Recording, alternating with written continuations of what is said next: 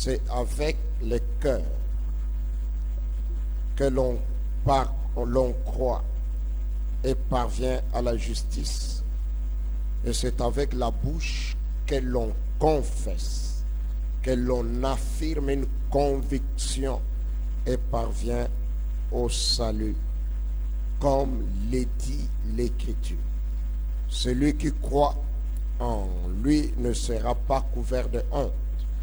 Ainsi, il n'y a aucune différence entre les Juifs et les non-Juifs, puisqu'ils ont tous le même Seigneur qui se montre généreux pour tous ceux qui font appel à lui. En effet, quiconque invoquera le nom du Seigneur Jésus sera sauvé. Jésus est le Seigneur. Et nous nous sommes arrêtés sur la définition de la seigneurie de Jésus-Christ. Nous avons dit que ce qui faisait la base de la confession dans l'Église apostolique primitive, c'était la seigneurie de Jésus. C'est comme ça qu'on distinguait les disciples de Christ des Juifs qui ne s'étaient pas encore convertis. Nous avons dit que dans le Nouveau Testament, le terme Jésus-Christ est sauveur est mentionné 16 fois. Mais le terme Jésus-Christ est Seigneur est mentionné plus de 450 fois. C'est pour dire que le Seigneur Jésus nous sauve pour régner dans nos vies. Jésus est le Seigneur. Il est inadmissible de croire au Seigneur Jésus sans qu'il règne. Quand nous acceptons de suivre Jésus, nous devons le laisser régner totalement, complètement, définitivement sur nos vies. Que Dieu soit loué. Et la prédication apostolique reposait essentiellement sur la seigneurie de Jésus. Jésus est venu non seulement nous montrer, mais il est venu établir le royaume de Dieu. En Jésus, nous entrons dans le royaume de Dieu. Et qui dit royaume, dit seigneurie. Jésus veut régner et il doit régner. Amen. Il doit régner. Il est le roi. Le mot Seigneur, Kyrios en grec, c'était un mot qu'on utilisait aussi à l'époque. Il y avait le système d'esclavage. Et les esclaves appelaient leur propriétaire Seigneur. Mais le mot Seigneur, quand il s'agit de Jésus ou de Dieu, ça signifie Dieu, ça signifie le Tout-Puissant, ça signifie celui qui a la possession d'un pouvoir, d'une domination, d'une autorité ou du droit de maîtrise. Les Juifs craignaient tellement le nom de Dieu qu'ils préféraient l'appeler Seigneur au lieu d'appeler par son nom. C'est le même mot dans l'Ancien Testament que Adonai, Seigneur. Amen.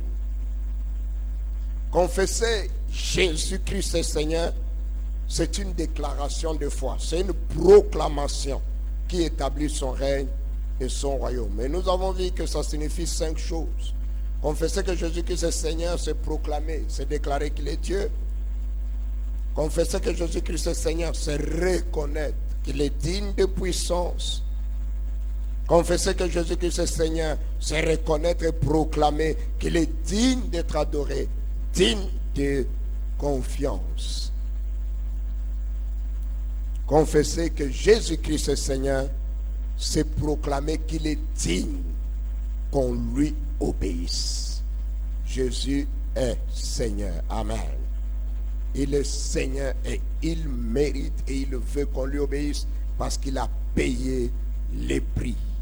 Hébreux chapitre 5, le verset 9.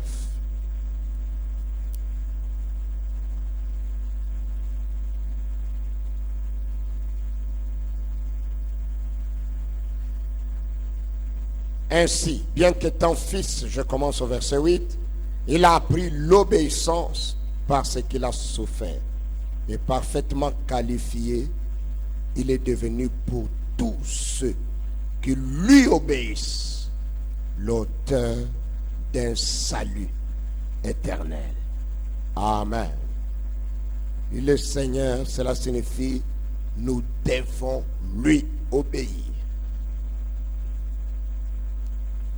Et la dernière chose, confesser, déclarer que Jésus-Christ est Seigneur, signifie qu'il est digne qu'on le prie. Il est Dieu. Amen. Il est Dieu. 2 Corinthiens 12, verset 8. 2 Corinthiens, chapitre 12, verset 8. Jésus est Seigneur. Il est Dieu. Verset 8. 3 fois, j'ai supplié le Seigneur de l'éloigner de moi. Et ici, Paul parle de qui? Du Seigneur Jésus. Il dit, j'ai supplié le Seigneur de l'éloigner de moi, mais il m'a dit, ma grâce te suffit. Car ma puissance s'accomplit dans la faiblesse. Aussi, je me montrerai plus volontiers fier de mes faiblesses, afin que la puissance du Christ repose sur moi. Amen. Jésus est Dieu, nous pouvons le prier. Que Dieu soit loué. Bien-aimé, la confession, Jésus-Christ est Seigneur, est capitale. Car Jésus-Christ doit être le maître absolu de tout, le maître absolu sur tout, et le maître absolu dans tout. Jésus est le Seigneur. Sur tous les plans, dans tous les domaines, Jésus doit régner dans nos vies. Le jour où nous avons dit oui à Jésus, nous sommes entrés dans le royaume et il doit régner. Et j'aimerais te dire, plus Jésus règne, plus tu as la paix. Moins Jésus règne, moins tu as la paix. La Bible dit, le royaume de Dieu, c'est la paix, la joie, la justice dans le Saint-Esprit. Amen. Jésus est le Seigneur. Il est le roi des rois. Et chaque fois que tu confesses le nom du Seigneur Jésus, le ciel s'ouvre. Le nom de Jésus est le mot de passe. Il n'y a aucun autre nom. C'est ce nom qui ouvre les cieux. C'est ce nom. C'est le seul nom qui fait bouger le cœur de Dieu. Jésus est le Seigneur. Colossiens chapitre 1 verset 15 dit, le Fils est l'image du Dieu invisible. Le premier-né de toute la création. En effet, je suis dans Colossiens 1 à partir du verset 15.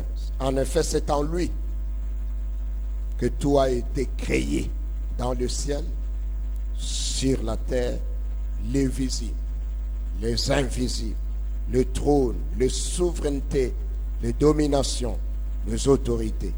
Tout a été créé par Jésus et tout a été créé pour lui. Amen. Tout a été créé par lui et pour lui.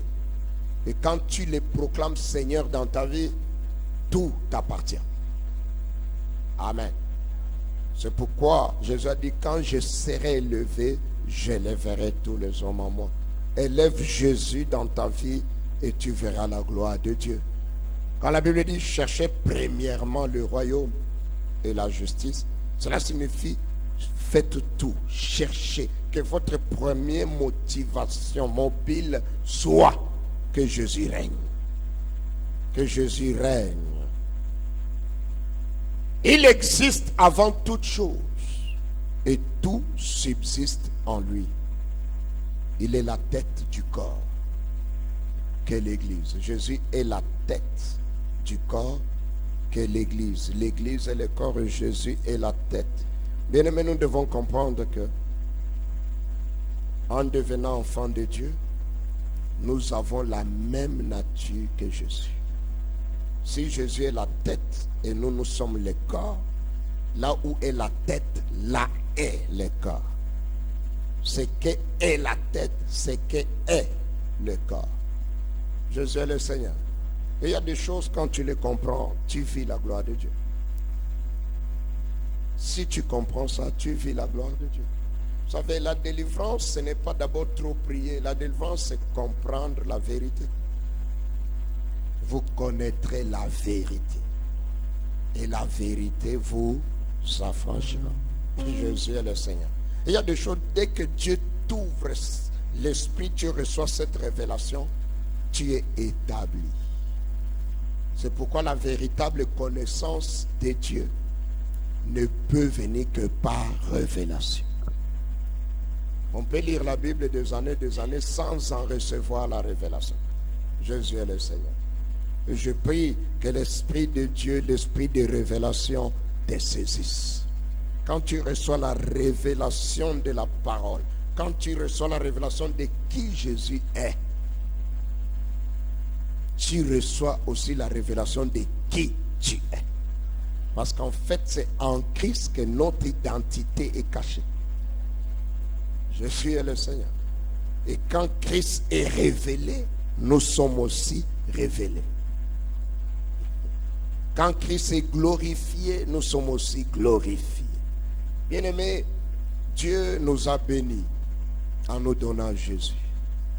Le fait que tu sois en Jésus, tu es béni. Parce qu'en croyant en lui, tu deviens un avec lui. Ce qu'il est, c'est ce que tu es. Jésus est le Seigneur. Cela n'est pas encore manifesté, mais ça va se manifester. C'est caché en toi. Jésus est le Seigneur. Tu n'as qu'un seul travail à faire. Tout fait pour que ça grandisse. Quand ça va grandir, la coquille qu'on appelle la chair se cassera et la personne de Christ sera manifestée. Jésus est le Seigneur. C'est pourquoi nous avons besoin d'être dans sa présence et d'être enseignés et de prier. Jésus est le Seigneur. La parole de Dieu, quand elle sort et que tu ouvres ton esprit, tu reçois la révélation. Tu es en train de recevoir les clés de la victoire. Que Dieu soit loué. Il existe avant toute chose. Donc, si Jésus existe avant toute chose, et tout subsiste en lui, et que toi tu es en lui, quand tu proclames Jésus-Christ est Seigneur, quand tu élèves sa seigneurie, quand tu l'élèves, si tout existe en lui, et si lui, tu l'élèves, qu'est-ce qui se passe dans ta vie? C'est pourquoi Romain dit, il est riche pour tous ceux qui l'invoquent. Jésus est le Seigneur. Aucune porte ne peut te rester fermée si Jésus est élevé, parce qu'il est la porte. Aucun blocage, parce que Jésus est la porte. Il ouvre toutes les portes. Amen. Il existe avant toute chose. Donc même ce que tu cherches, que tu crois que ce n'est pas, c'est déjà là, parce que Jésus existe avant toute chose. Et tout subsiste en lui. Tout. Il est la tête du corps de l'Église. Il est le commencement, le premier-né d'entre des morts, afin d'être en tout le premier. En effet, Dieu a voulu que toute sa plénitude habite en lui. En Jésus, est concentrée toute la divinité. Que Dieu soit loué. Et quand tu confesses et proclames que Jésus-Christ est Seigneur, j'aimerais te conseiller. Il y a des moments où tu ne parviens pas à prier, mais tu peux dire Jésus-Christ est le Seigneur. Amen. Jésus-Christ est le Seigneur. C'est simple, mais c'est puissant. Cette phrase fait trembler l'enfer. Le diable n'aime pas écouter ça. Et dans le monde, vous allez entendre beaucoup de gens parler de Dieu, mais éviter le nom de Jésus-Christ. Amen. J'ai remarqué même dans certains films nigérians, maintenant on parle de Dieu, mais on ne parle pas de Jésus. Pour faire plaisir à tout le monde. Nous ne sommes pas là pour faire plaisir à tout le monde. Nous sommes là pour faire plaisir à une seule personne. Dieu. Jésus est le Seigneur. Et Dieu trouve du plaisir en Jésus uniquement. Et ce n'est que quand nous sommes en Jésus, ou quand Jésus est élevé au travers de nos vies, que nous faisons plaisir à Dieu. Jésus est le Seigneur. Bien-aimés, nous devons savoir que Jésus est tout pour nous. La vie chrétienne se résume à une personne, Jésus. C'est Jésus notre sainteté, c'est Jésus notre victoire, c'est Jésus notre force, c'est Jésus notre justice, c'est Jésus. Plus Jésus grandit en toi, plus tu es saint, plus tu es juste. Moins Jésus grandit, rien ne marche. Donc, beaucoup de gens font des efforts pour être plus justes. Je te conseille de faire des efforts pour que Jésus grandisse. Beaucoup de gens font des efforts, oh, je ne parviens pas à vaincre ça, je ne parviens pas. Non, non. Laisse Jésus prendre la place. C'est Jésus qui a vaincu. Et toi, en lui, tu seras vainqueur. Sans lui, tu ne peux rien. Jésus est le Seigneur. C'est lui qui a vaincu. Et c'est en lui que tu es vainqueur. Amen. Laisse Jésus prendre toute la place. Au fur et à mesure que tu avances, et avancer signifie laisser Jésus prendre toute la place. Simplement. Que Dieu soit loué. Colossiens 3, mais avant qu'on lise Colossiens 3, 1 Corinthiens 10, 31 dit: ainsi donc, que vous mangiez, que vous buviez, ou quoi que vous fassiez, faites tout pour la gloire de Dieu. Jésus est le Seigneur. Colossiens 3.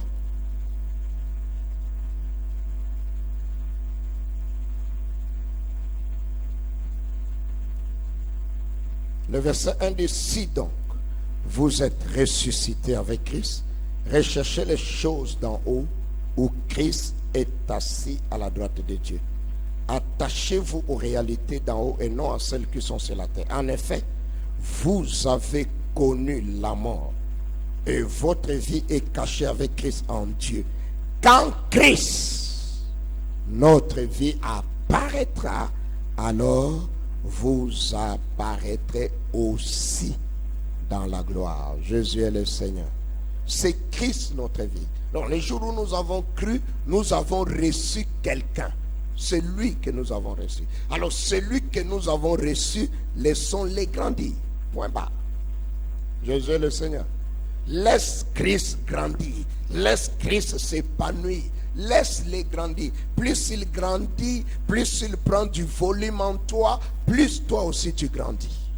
En fait, la croissance spirituelle, ce n'est pas le nombre de temps passé entre guillemets dans un bâtiment appelé l'église, mais la croissance spirituelle, c'est la quantité de Christ en toi. Plus il y a de Christ, plus tu es spirituel.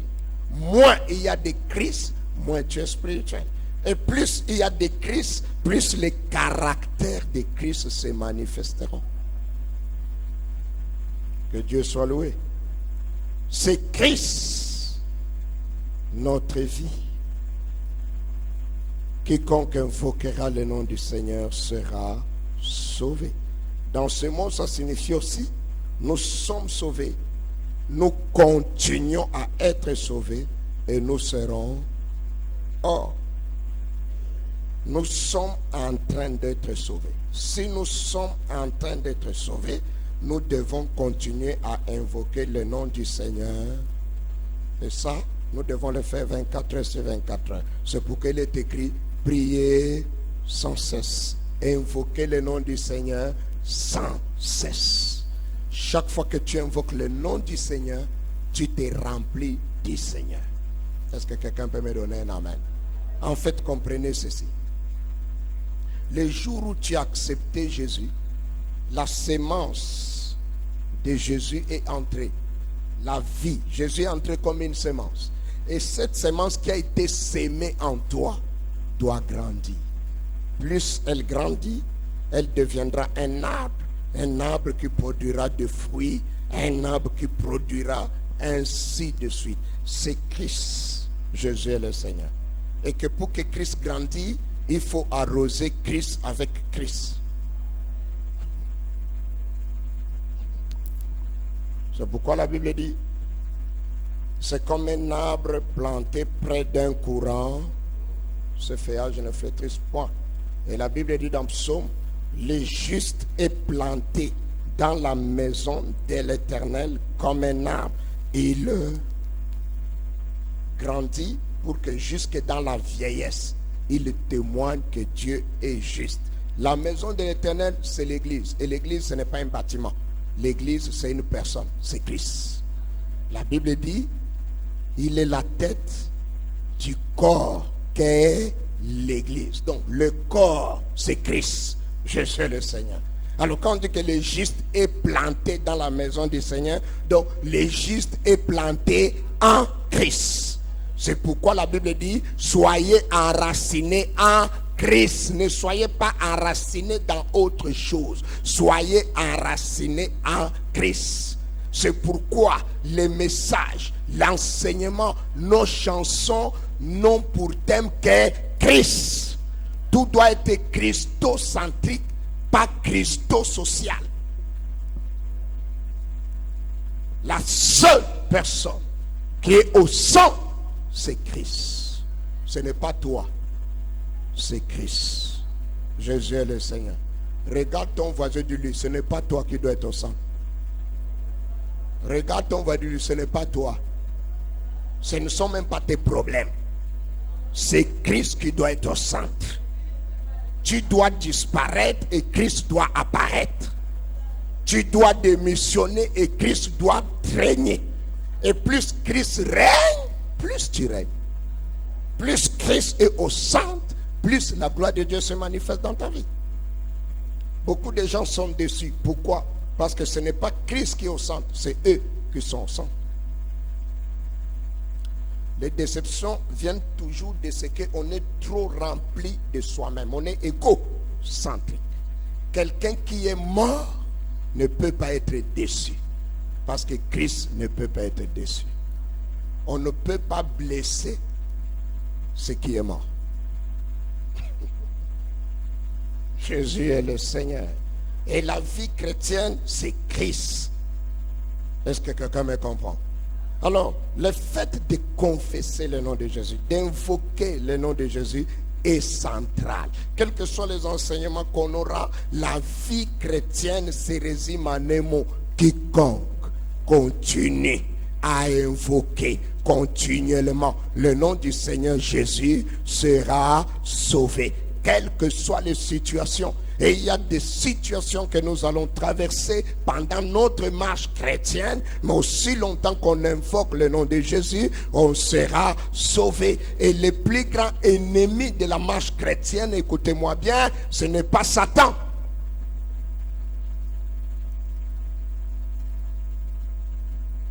Le plus grand ennemi de l'église, ce n'est pas Satan, ce ne sont pas les démons, ni les sorciers. Le plus grand ennemi de l'église, c'est la chair. C'est la chair, ta chair. Regarde quelqu'un. Regarde quelqu'un. Dis-lui, ton plus grand ennemi, c'est toi-même. Ta chair, la vieille nature, ta nature inconvertie, qui veut toujours reprendre place. Et le combat spirituel, ce n'est pas contre Satan, c'est contre ta chair.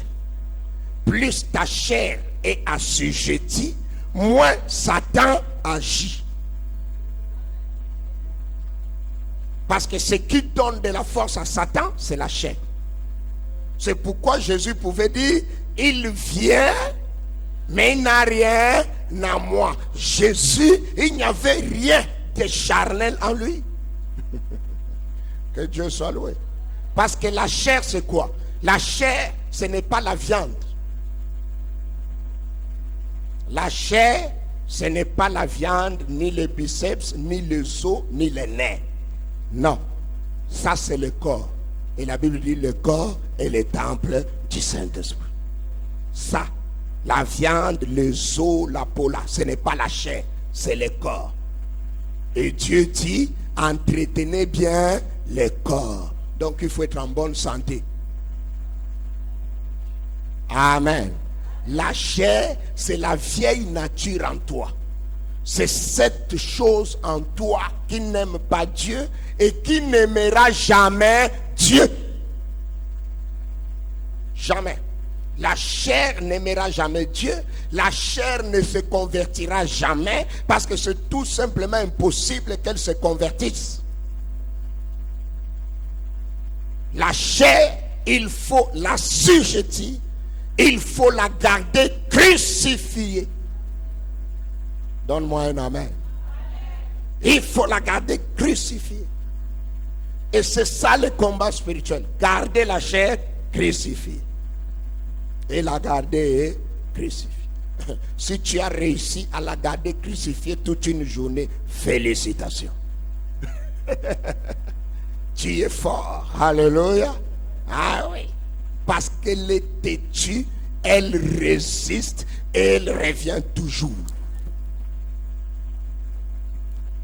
Et il n'y a pas de repos.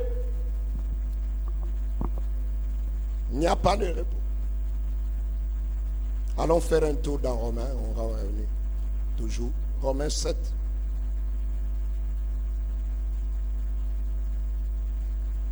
La chair est appelée aussi le vieil homme. La vieille nature. Amen. La chair, c'est cette partie de toi. Tu as bien prié, tu as adoré, quelques minutes après, tu te chamailles bien. À tel point que toi-même, tu ne te comprends pas. Tu te dis, c'est toi? Oui, c'est toi. La plus grande victoire dans la marche chrétienne consiste à connaître les limites de sa chair.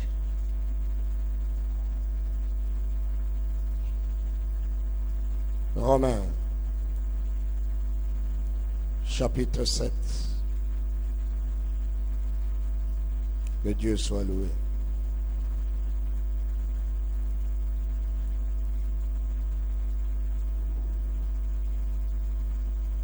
Je peux commencer au verset 5. En effet, lorsque nous étions livrés à notre nature propre. Est-ce que quelqu'un dans Romains chapitre 7? Romains. Je suis au verset 5. Notre nature propre. Amen. Est-ce que quelqu'un peut lire le verset 5 dans une autre version?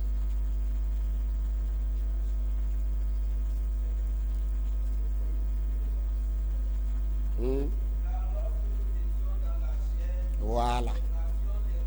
La chair, c'est la nature propre, ou la vieille nature, ou les vieils hommes. Et quand la Bible dit, si quelqu'un est en Christ, il est une nouvelle, la nouvelle créature là est dedans. Amen. Dans le jour où tu donnes ta vie à Jésus, en fait, il y a deux natures maintenant en toi. Il y a la nouvelle création et il y a l'ancienne. Et les deux se combattent. Il faut travailler pour que la nouvelle création grandisse et l'ancienne création, plus la nouvelle grandit, plus l'ancienne et plus tu es fort. Et la nouvelle création grandit avec l'évangile de la croix. Et l'ancienne création meurt avec l'évangile de la croix aussi. Ce qui est bon pour l'un est mauvais pour l'autre. Que Dieu soit loué. La croix ne tue pas l'esprit. La croix ne tue que la chair. Amen. La croix nourrit l'esprit et tue la chair. Pardon? Oui, la crucifix, la tue. En effet, lorsque nous étions livrés à notre propre nature, les passions pécheresses éveillées par la loi agissaient dans nos membres, de sorte que nous portions des fruits pour la mort. Mais maintenant, nous avons été libérés de la loi quand nous sommes morts à ce qui nous retenait prisonniers, de sorte que nous servons sous le régime nouveau de l'esprit et non sous le régime périmé de la loi.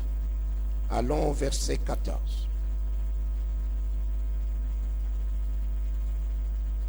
Nous savons en effet que la loi est spirituelle, mais moi, je suis marqué par ma nature. Je suis vendu au péché. Je ne comprends pas ce que je fais et je ne fais pas ce que je veux et je fais ce que je déteste. Or, si je fais ce que je ne veux pas, je reconnais par là que la loi est bonne. La loi a toujours été bonne.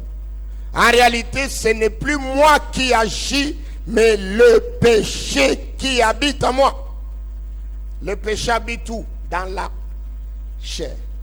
Jésus est le Seigneur. Le péché habite où? Dans la vieille nature. C'est là où le péché habite. Nous avons un travail, c'est de toujours garder la vieille nature là à la croix.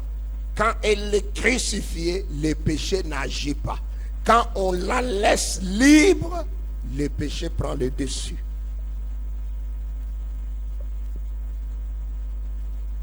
En effet, je sais que le bien n'habite pas en moi, c'est-à-dire dans ma nature propre, dans ma chair. J'ai la volonté de faire le bien, mais je ne parviens pas à l'accomplir. En effet, je ne fais pas le bien que je veux, mais je fais au contraire le mal que je ne veux pas.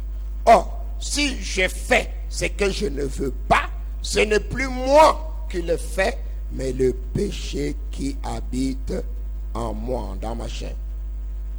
Je découvre donc cette loi. Alors que je vais faire le bien, c'est le mal qui est à ma portée. En effet, je prends plaisir à la loi de Dieu, mais dans mon être intérieur, oui. Mais je constate qu'il y a dans mes membres une autre loi. Elle lutte contre la loi de mon intelligence, me rend prisonnier de le péché qui est dans mes membres.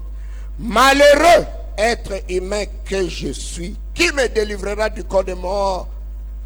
J'en rends grâce à Dieu. C'est possible par Jésus-Christ. Amen. Donc le fait d'invoquer le nom de Jésus, c'est ça qui nous délivre de la chair. Galates, chapitre 6. Galates, chapitre 5.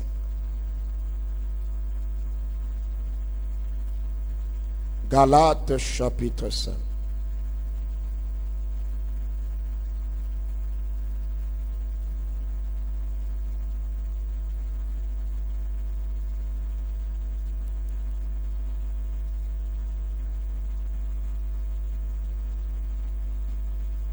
Galates chapitre 5 à partir du verset 16. Et ça, j'aimerais que quelqu'un lise. À partir du verset 16. En fait, tout le chapitre 5, Paul explique la différence entre la vieille et la nouvelle nature. À partir du verset 16. Galates 5 à partir du verset 16. Non, ce n'est pas toi qui lis. Frère Olivier, lis-moi Galates. Cherchez, aidez-les à trouver Galates. Lève-toi, tu lis Galates. Et c'est moi qui désigne maintenant, tu vas lire. Et toi, si tu me cherches Galates, fais vite. Prépare-moi Galates, fais vite. Vous êtes venus à l'enseignement. Si tu ne veux pas sur l'enseignement, tu sors. Si tu es venu à l'enseignement, tu ouvres la Bible. Tu me cherches Galates et tu vas les lire.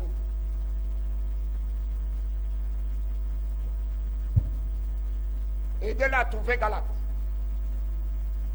Quand on vient au culte, on participe. Sinon, ça ne vaut pas la peine. Il ne faut même pas venir. On vient pour participer. On ne vient pas pour assister. Est-ce que vous pouvez me dire Amen? Si vous voulez voir la gloire de Dieu, assistez, donnez-vous. Ce n'est pas les mêmes personnes qui doivent lire.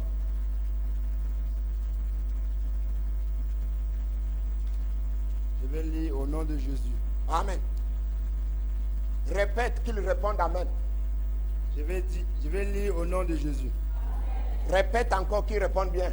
Je vais lire au nom de Jésus. J'ai dit donc, marchez selon l'esprit, et vous n'accomplirez pas les désirs de la chair, car la chair a des désirs contraires. Arrête-toi là. Comment marcher selon l'esprit? 1 Corinthiens 12, verset 3.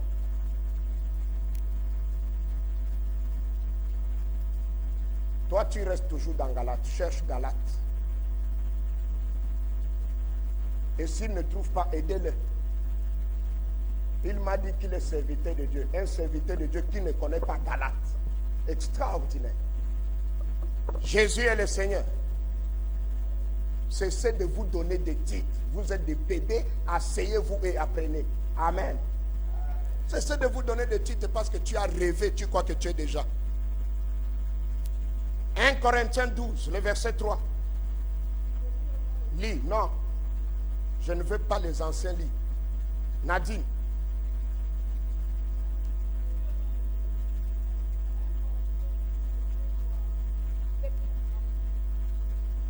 Et vous voyez quelqu'un qui ne connaît pas la Bible, mais dans l'enseignement, il n'ouvre même pas la Bible. Il fait comme s'il connaît. Il faut vous repentir. 1 Corinthiens 12, verset 3. Je lis au nom de Jésus. Amen. C'est pourquoi je vous déclare que nul, c'est pourquoi je vous déclare que nul, s'il parle par l'Esprit de Dieu, ne dit Jésus est anathème, et que nul ne peut dire Jésus est le Seigneur, si ce n'est pas le Saint-Esprit. Amen. Relis cela calmement, Nadine. C'est pourquoi Suivez calmement. C'est pourquoi je vous déclare que nul, c'est pourquoi je vous déclare que nul, s'il parle par l'Esprit de Dieu et ne dit Jésus est anathème, et que nul ne peut dire Jésus est maudit s'il parle par l'Esprit de Dieu. Oui, oui, continue. Il y a diversité. Non, verset 3 seulement. Oui, recommence. C'est pourquoi je vous déclare que nul, s'il parle par l'Esprit de Dieu, ne dit Jésus est anathème, et que nul ne peut dire Jésus est le Seigneur. si ce n'est pas par le Saint-Esprit. Nul ne peut dire Jésus est le Seigneur si ce n'est pas le Saint-Esprit. Est-ce que quelqu'un a ça dans un autre français facile? Français courant. Il y a un français qui dit s'il n'est pas poussé, s'il n'est pas conduit par l'Esprit. Un autre français. 1 Corinthiens 12, verset 3. Un français facile. Oui. Amen.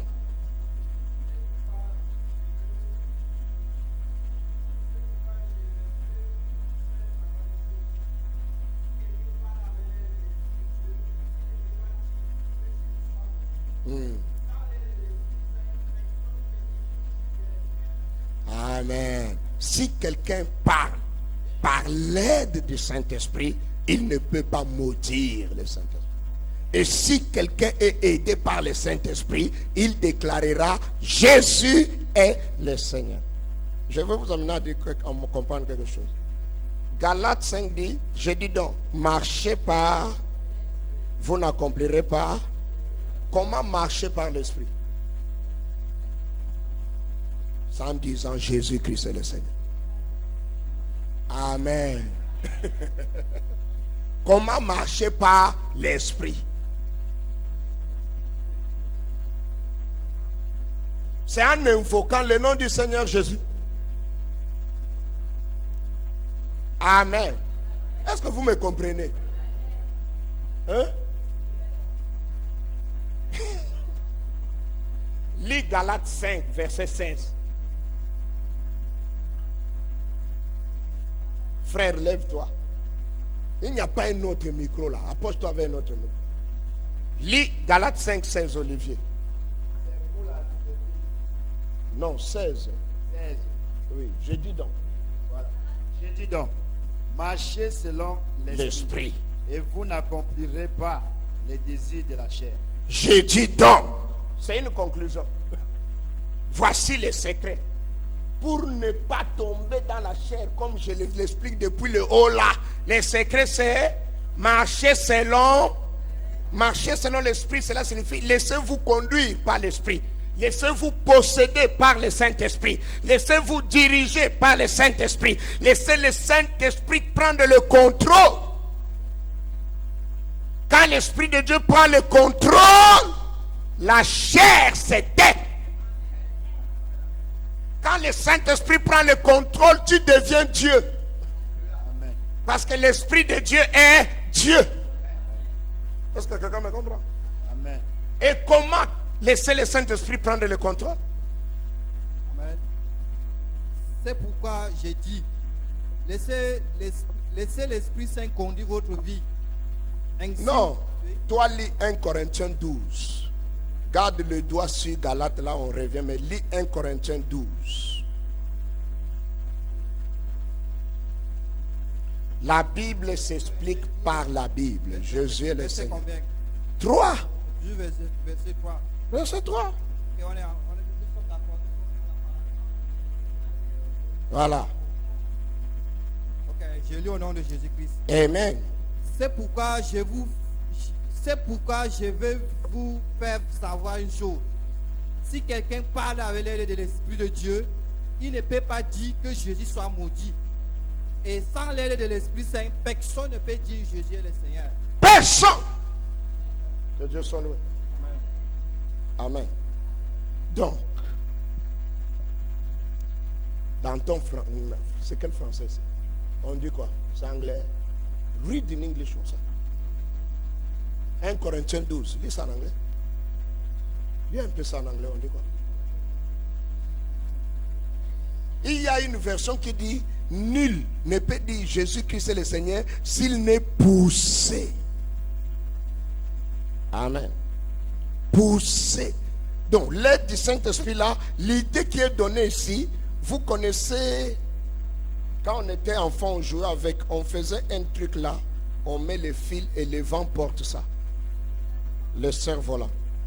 Plus c'est bien fait, plus c'est grand, plus le vent. Alors, cela vient aussi avec, à l'époque, il y avait les bateaux à voile. Les bateaux à voile, on met le voile, et quand le vent remplit le voile, le vent pousse.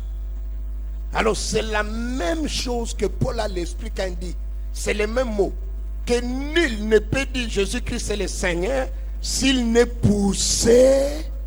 Or, l'Esprit de Dieu ne peut pousser que s'il te remplit. Parce que quand l'Esprit de Dieu a rempli le voile, qu'il contrôle le voile. Et que tous les bateaux... Mais j'aimerais vous dire, mais si le voile a des trous, l'Esprit de Dieu ne peut pas les remplir. C'est pourquoi il faut t'arranger à ce qu'il n'y ait aucun trou dans ta vie. Que l'Esprit de Dieu remplisse. Amen. Quand l'Esprit de Dieu te remplit, il te pousse. Il te pousse dans quoi? Dans la parole. Il te pousse en quoi? Dans la volonté de Dieu. L'Esprit de Dieu ne te poussera jamais contre Dieu. Parce que l'Esprit de Dieu est Dieu. Jésus est le Seigneur. Et pour que l'Esprit de Dieu te pousse, c'est l'Esprit de Dieu qui te pousse à dire Jésus-Christ est. Mais c'est aussi le fait de dire Jésus-Christ est le Seigneur qui fait que l'Esprit de Dieu te remplit pour te pousser. C'est vice. Donc, quand tu commences à dire Jésus-Christ est Seigneur, au début,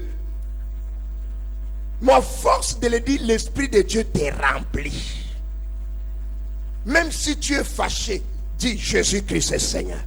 Au début, tu ne parviens même pas à prier, mais commence à dire Jésus-Christ est le Seigneur. Au début, ça ne sort même pas facilement, mais continue à dire Jésus-Christ est le Seigneur. À un moment donné, l'Esprit te prend. Et tout le reste c'était. C'est le secret pour vaincre Satan. C'est le secret pour vaincre la chair. Si l'Esprit te pousse, tu vas dire. Si tu dis, l'Esprit va te pousser. Amen. Alors quand Paul dit, j'ai dit donc, marchez par l'Esprit, vous n'accomplirez pas les œuvres de la chair. Comment marcher par l'esprit? C'est quiconque invoque le nom du Seigneur Jésus, l'Esprit de Dieu le fera marcher. Alors, pour marcher dans l'esprit, il faut invoquer le nom du Seigneur Jésus. Qui remplit de l'esprit? C'est Jésus. C'est Jésus qui baptise dans l'esprit. C'est Jésus qui remplit de l'esprit. Bien-aimé, invoquer le nom du Seigneur Jésus, c'est le secret d'une vie chrétienne victorieuse. C'est le secret d'une vie chrétienne de révélation. C'est le secret d'une vie chrétienne dans les hauteurs. Parce que même quand tu es en bas, quand tu commences à dire Jésus-Christ est le Seigneur, Jésus-Christ est le Seigneur, Jésus-Christ est le Seigneur, quelque chose t'amène de l'en bas et te met dans les hauteurs. Le nom de Jésus élève. Et quand tu es élevé, Satan est abaissé. Tout est dans le nom de Jésus.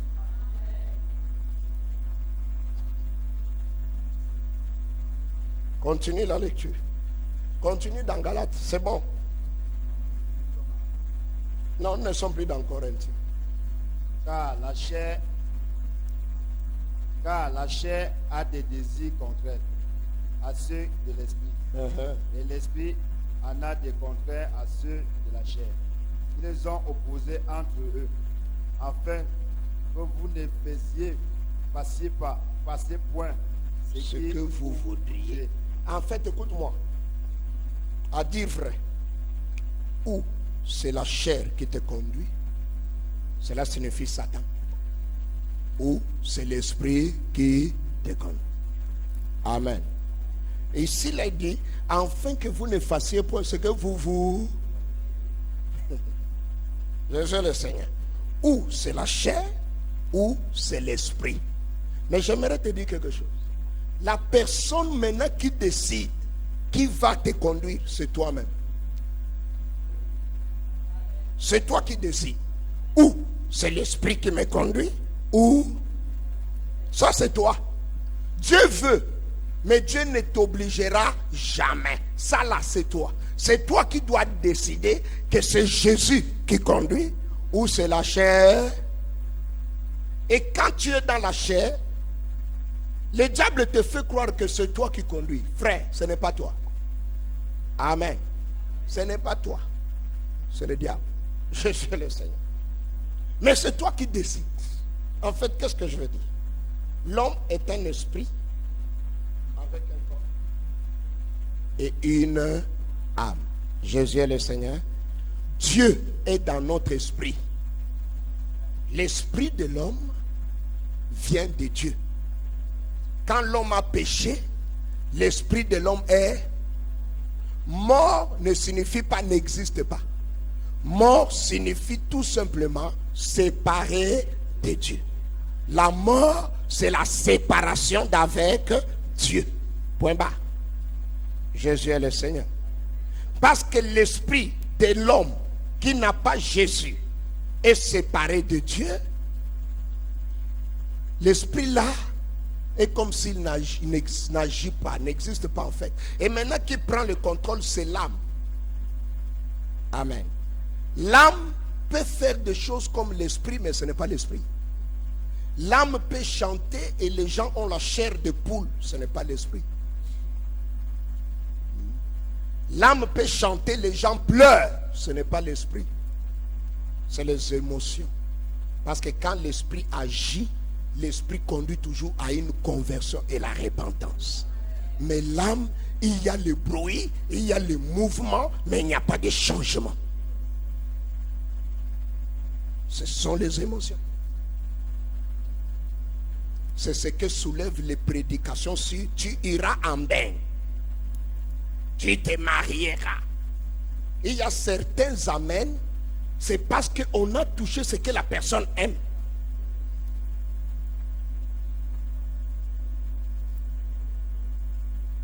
Amen.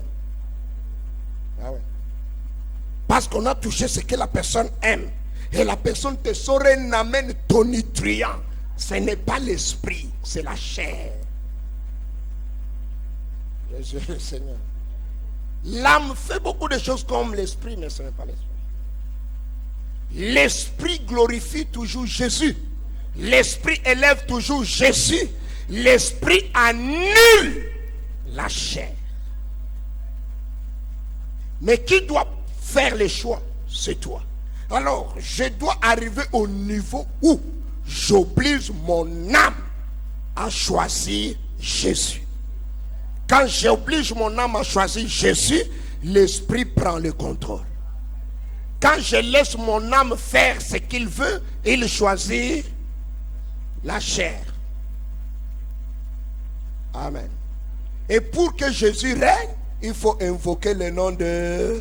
Bien-aimé, la vie chrétienne, c'est Jésus. Secoue ton va lui, c'est Jésus. Secoue encore dit Jésus, Jésus. Secoue le dit Jésus. Dès que tu invoques le nom de Jésus sincèrement, ton esprit prend le dessus et ta chair. Et quand l'esprit prend le dessus, tous les démons ne peuvent pas s'accrocher à l'esprit. Les démons sont accrochés à l'âme et à la chair. Quand ton esprit se réveille, Jésus-Christ est le Seigneur. Quand tu dis Jésus-Christ est le Seigneur, ton esprit et le Saint-Esprit deviennent un. Cela signifie que tu deviens Dieu. Et les démons ne peuvent pas résister, y compris ta propre chair. C'est pourquoi quand cela arrive, tu as la chair de poule. Et tu tombes. Pourquoi? Parce que la chair ne supporte pas la gloire. Jésus est le Seigneur. C'est pourquoi nous avons un travail à faire. Plus tu grandis dans la gloire, plus ta chair s'éteint. Jésus est le Seigneur. Et nous devons grandir chaque jour en Jésus. Alors, un exercice à faire tous les jours. Jésus-Christ est le Seigneur. Que cela devienne machinal. Que cela devienne naturel. Jésus-Christ est le Seigneur. Jésus-Christ est le Seigneur.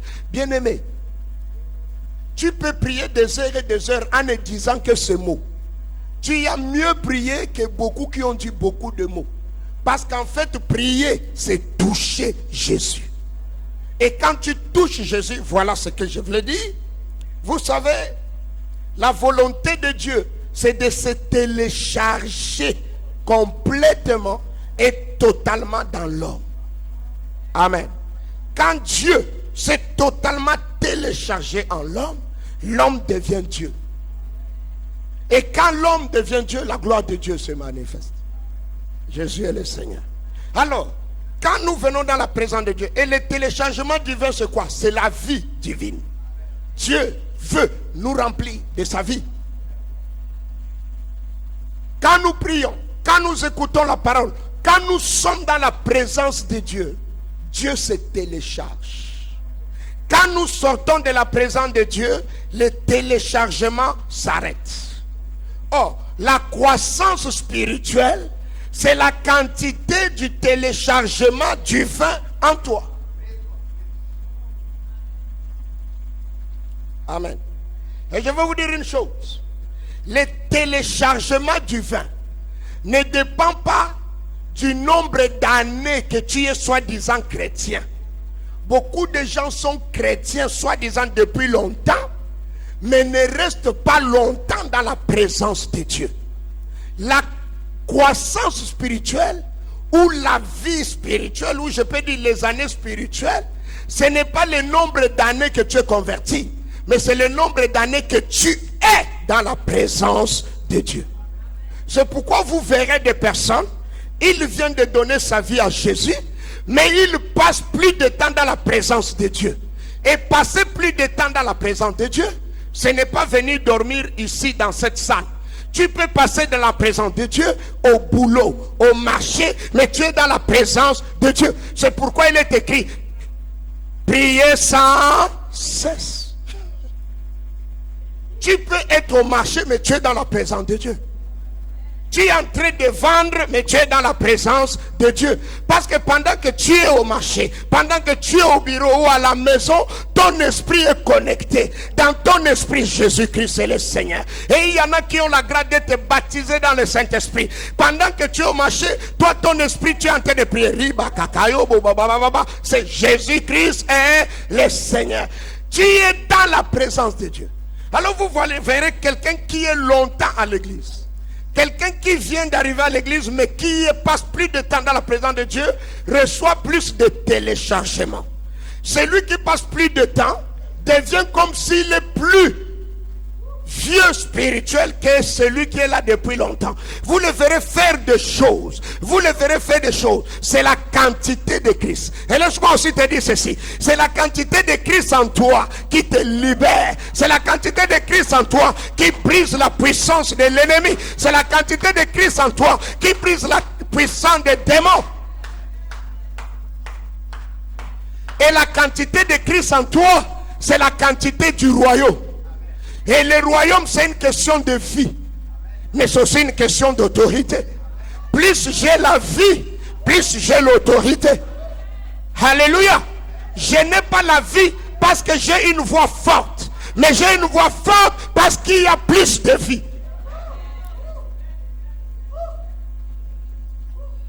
Jésus est le Seigneur. C'est ça.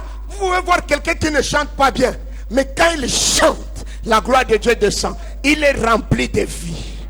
Quelqu'un chante bien, mais quand il chante, il n'y a rien. Mon ami, ce n'est pas un problème d'abord de tempo, c'est un problème de life.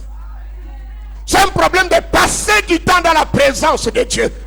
Et plus tu es rempli de Christ, moins le diable te dérange, moins le péché te dérange. Tu es victorieux, tu es fort, parce que le royaume te remplit. Et là où il y a le royaume de Dieu, le royaume des ténèbres disparaît. Parce que le royaume de Dieu vient toujours pour effacer. Chaque fois qu'on parle du royaume de Dieu, il y a combat, que ces garçons ne sortent pas. Qu'ils ne sortent pas. Chaque fois qu'on parle du royaume de Dieu, il y a combat. Quand Jésus chasse le démon et que les pharisiens se moquent, Jésus dit, le royaume de Dieu est arrivé vers vous. Le royaume de Dieu, quand il arrive, le royaume des ténèbres disparaît.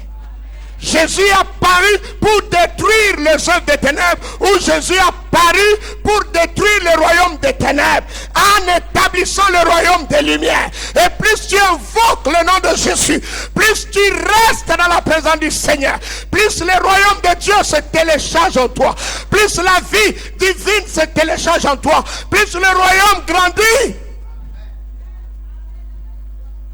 et plus la gloire se manifeste. Et plus il y a le royaume, il arrive un moment, tout ce que tu dis arrive. C'est pourquoi Jésus dit, si vous pratiquez ma parole, si vous êtes attaché à ma parole, demandez ce que vous voulez, et mon Père, il arrive une dimension où tu es tellement rempli de Jésus que le royaume de Dieu se manifeste dans toute sa diversité. Et dans le royaume de Dieu, il n'y a pas que l'esprit, il y a aussi les finances. Il y a la richesse, il y a la gloire. Et le royaume de Dieu vient pour distinguer.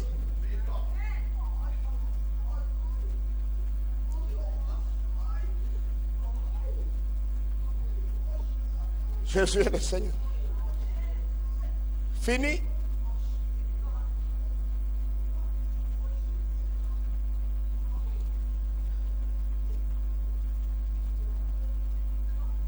Si vous êtes conduit par l'Esprit, vous n'êtes point sous la loi. Si vous êtes conduit, si vous êtes dirigé, et je vous ai dit, pour être conduit, il faut d'abord être rempli.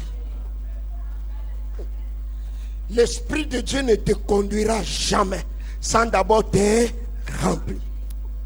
Quand il te remplit, il te conduit. Quand il te remplit, la haine quitte ton cœur. S'il y a encore la haine, c'est parce que tu n'es pas rempli. Et tu ne peux te remplir avec un cœur rempli de haine.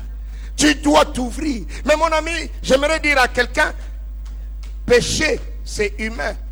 Mais pardonner, c'est divin. Quand quelqu'un dit je ne peux pas pardonner, c'est vrai, tu ne peux pas pardonner. La seule personne qui peut pardonner, c'est Dieu. Alors si tu veux pardonner, laisse Dieu prendre de la place dans ton cœur. C'est pourquoi il te donne les secrets. Quiconque invoquera le nom du Seigneur sera sauvé de l'incapacité à pardonner. Sera sauvé de l'incapacité à se sanctifier. Sauvé signifie libéré d'un danger, sorti d'un danger. Et aussi longtemps que nous sommes dans ce monde, nous sommes sauvés, mais nous sommes encore en danger. Les puissants des ténèbres veulent nous ramener. Notre chef veut nous ramener. Nous sommes sauvés et nous avons besoin de continuer à être sauvés. Et nous serons finalement sauvés quand notre corps revêtira l'immortalité.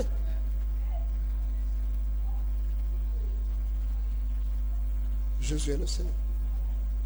Comment? Jésus est le Seigneur. Jésus-Christ est le Seigneur.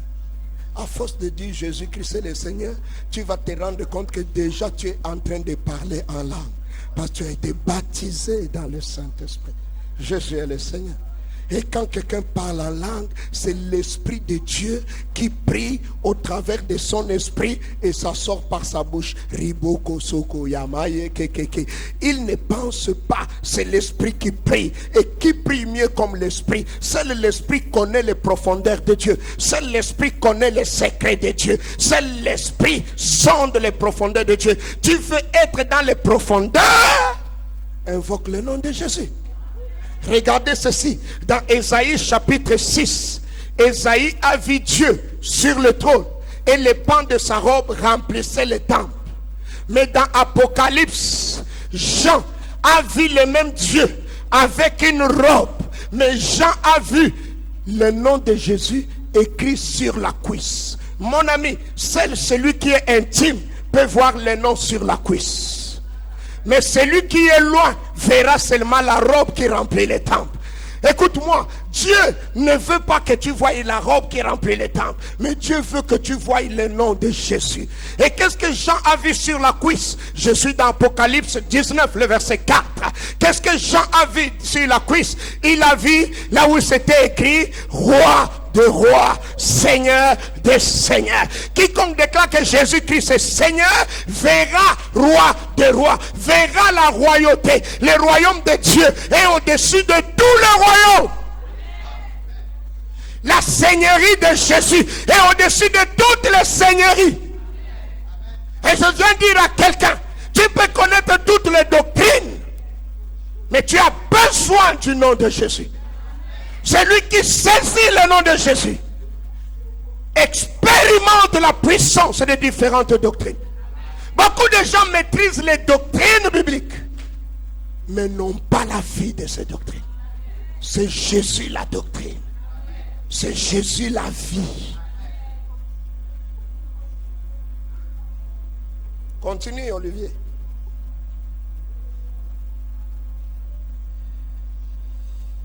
Oh, les œuvres de la chair sont évidentes. sont manifestées. Ce sont l'impudicité. L'impudicité, c'est toute relation sexuelle hors mariage. Va lentement, mon fils. L'impudicité, c'est toute relation sexuelle hors mariage.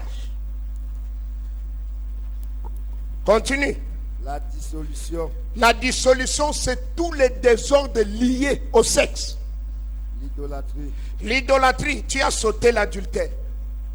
L'adultère, c'est toute relation sexuelle d'un marié avec une autre personne que son conjoint.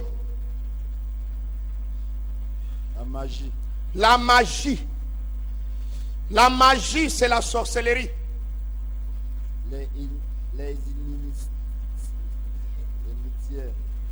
L'inimitié. Les haines. Les querelles. Les querelles. Là où il y a la haine, les querelles finiront par venir. Les jalousies. Les jalousies.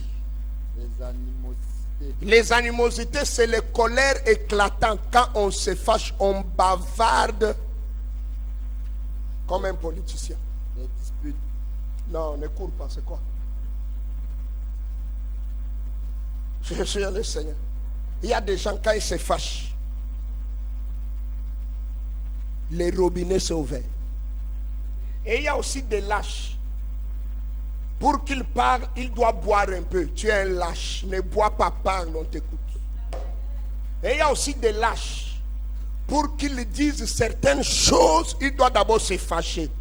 C'est un lâche. Donc il se cache derrière la colère pour dire certaines choses. Maintenant quand il se calme, il dit c'était la colère. Tu es un escroc. Tu dois avoir le courage de dire les vérités calmement.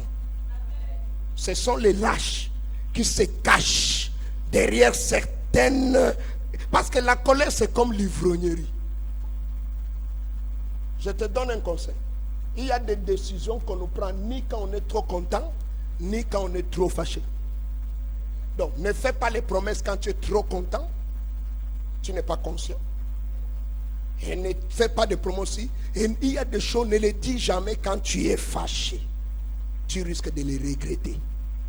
Bêta, ferme la bouche. Mais pour fermer la bouche, il faut être rempli du Saint-Esprit.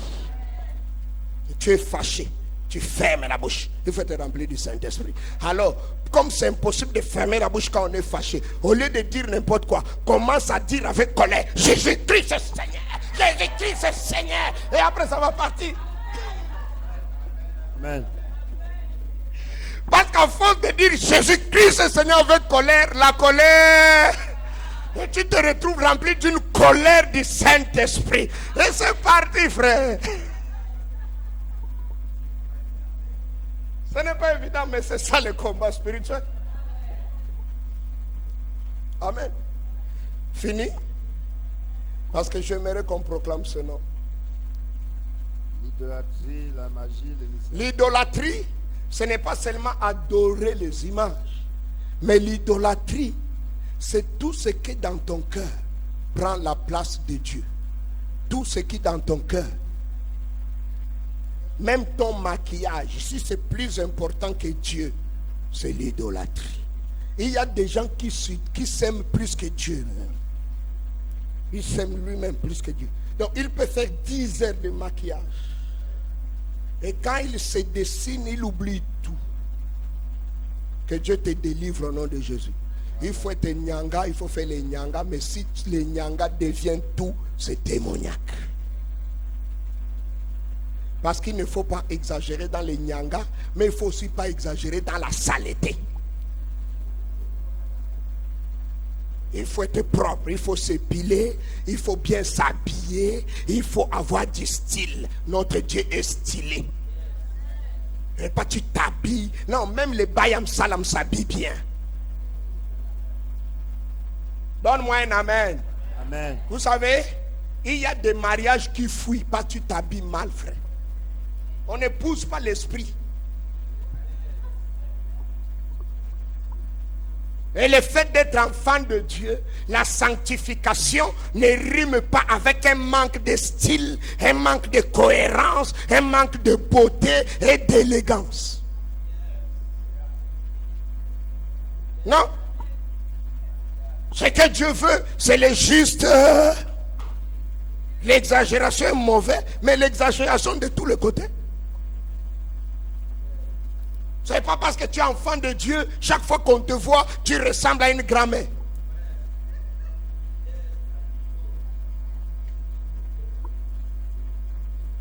Non. Écoutez-moi, hein, l'histoire du mariage là, la Bible dit ils deviendront une seule. C'est aussi charnel d'abord. Hein. On n'épouse pas d'abord l'esprit. On voit avec les yeux ci. Et les yeux ci, ça voit ce qu'on voit là. Avant de voir autre chose. Donnez-moi un bon amen. Amen. Oui, je t'encourage en tant qu'enfant de Dieu. Les païens ne voient pas ton cœur, ils voient ton extérieur. Et je dis ceci, quand l'intérieur est beau, l'extérieur aussi sera beau. La sainteté rime avec la propreté. Le ciel est propre, le ciel est élégant, le ciel est galant. Amen. Faut pas tuer Samson qu'elle est. Non. Dieu n'aime pas les samsekele. Quand Dieu arrive dans les samsekele, il dit que la lumière soit. La lumière signifie que l'élégance soit, que la beauté soit, que le style soit. Amen. Être propre, ce n'est pas charnel. Être sale, ce n'est pas spirituel. Quand nous regardons d'abord Dieu, tout ce qu'il crée est beau. Donc tu dois entretenir ta beauté. Donnez-moi un amen. Amen. Entretiens ta beauté, cela signifie vérifie ce que tu manges, ce que tu bois, vérifie comment tu dors. Parce que c'est ce corps que Dieu va utiliser. La Bible dit celui qui détruit le temple de Dieu, Dieu le détruira. Donc il faut l'entretenir. Amen. C'est aussi charnel, être sale. C'est charnel. La dernière fois que tu t'es coiffé, c'est en 1902. La mèche que tu as mise sur la tête commence même à sentir. Reste avec tes cheveux naturels. Enlève ça. Personne ne peut s'asseoir à la moto derrière tes mèches. Il va étouffer. Les ongles sont sales. Coupe-le.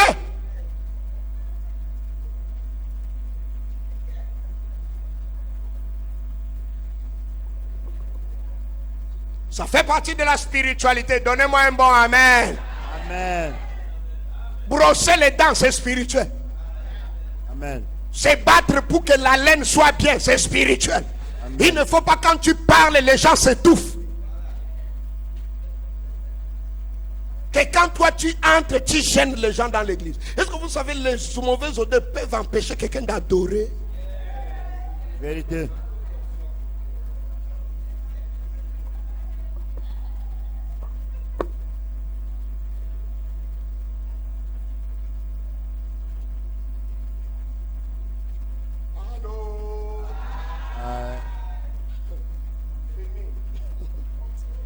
Les disputes, les divisions, les sectes, l'envie, L'envie. C'est surtout les femmes qui sont championnes dans ça. C'est seulement la vie que l'autre porte qui est bien. C'est comme ça qu'on prend l'habit de nous. Soyez délivrés, vous les femmes là, au nom de Jésus. l'ivrognerie, L'ivrognerie, les excès, les excès de table, manger jusqu'à ce que tu as mal au ventre. Quand on t'invite dans une fête, tu te sers comme si c'est la première fois que tu manges. Frère, en te servant, pense aux autres. Tu remplis les plats à tel point que la cuillère et la fourchette et le couteau n'ont plus de place.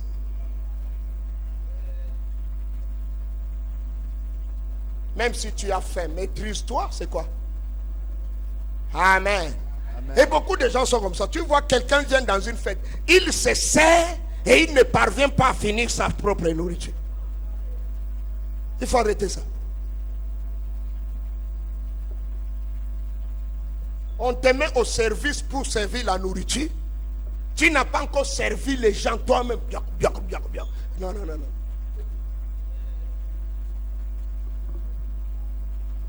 Une femme qui goûtait trop la nourriture à l'époque de nos ancêtres, on l'a traitée de voleuse.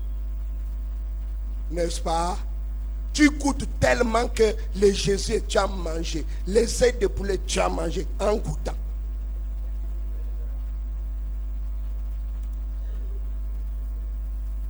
Que Dieu te bénisse. Continue. et les choses semblables. Je vous dis d'avance, Ceux qui ont un tel comportement. comme je l'ai déjà dit, que ceux qui commettent de telles choses n'hériteront point le royaume de Dieu. N'hériteront pas le royaume de Dieu. On peut aussi dire ne vivront point le royaume de Dieu. On peut aussi dire ne manifesteront pas le royaume de Dieu. Il y a hérité dans l'avenir, mais il y a aussi les manifester maintenant. Que Dieu soit loué. Oui, Mais le fruit de l'esprit, c'est l'amour, la l'amour. joie, la paix, la patience, la bonté, la bénignité, la fidélité, la douceur, la tempérance. La loi n'est pas contre ces choses. Ceux qui sont en Jésus-Christ ont crucifié la chair avec ses passions et ses désirs. Si vous vivons par l'Esprit, marchons aussi selon l'Esprit. Jésus le Seigneur. Ne cherchons pas une vaine gloire en nous provoquant Les uns les autres. et nous portant envie les uns aux autres. Quiconque invoquera le nom du Seigneur Jésus-Christ sera sauvé. C'est bon, lèvons-nous.